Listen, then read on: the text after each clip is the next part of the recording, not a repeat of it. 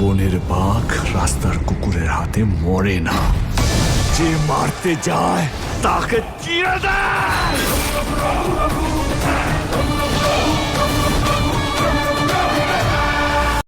রঘু রঘু রঘু রঘু রঘু রঘু রঘু রঘু রঘু রঘু রঘু রঘু রঘু রঘু রঘু রঘু রঘু ডাকাত। তো গাইস, কেমন লাগলো কালকে রঘু ডাকাত সিনেমাটা দেখে?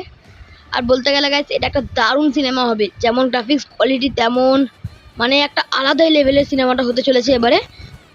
আর যারা যারা দেখেছো তারা কিন্তু কমেন্টে বলে যেও যে আমি দেখেছি। আর এটা গাইস, দেব আর ইধিকার জুটি আরো ভালো করে মানিয়েছে খাদানের থেকে।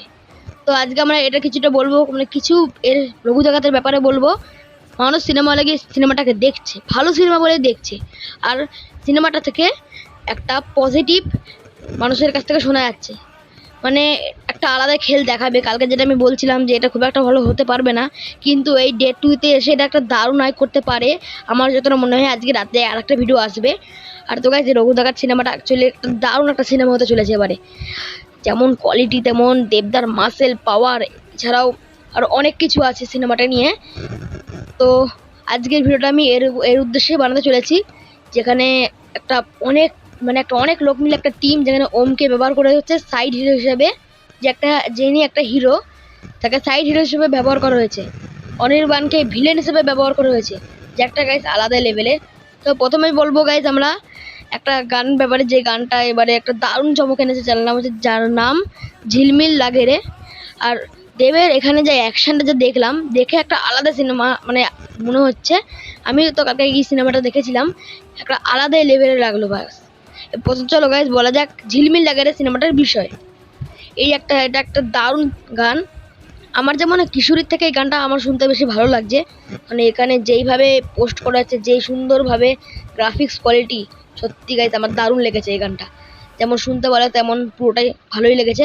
আর এখানে দেবদার বডিটা একবার দেখো গাইস, 6 প্যাক চেস্ট, সাথে বাইসেল প্যান্ট ট্রাইসেপ, দারুণ লাগছে না? দেবদার এটা কষ্ট করেছে সিনেমার জন্য, দেবদা খেটেছে, খরচ করেছে, তাই জন্য তো এত ভালো সিনেমা বানাতে পারছে। যেটা আমার তো কাছে এই গানটা দারুণ লাগলো। ভালো লাগলে কমেন্টে জানাবে গানটা। এবার বলবো মা কালী গানটা নিয়ে।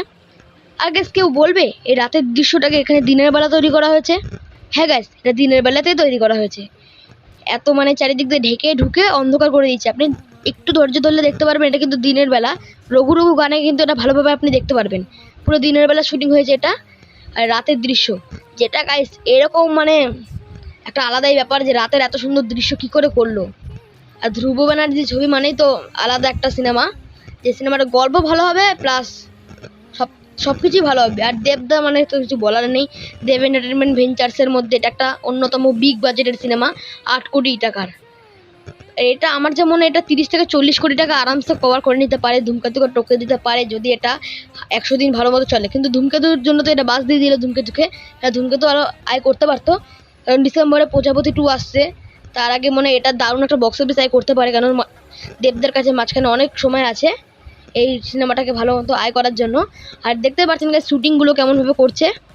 আর গানটাও দারুণ ছিল। রঘু ডাকাত না দেখলে দেখবেন গাইস। টাটা আজকের মতো।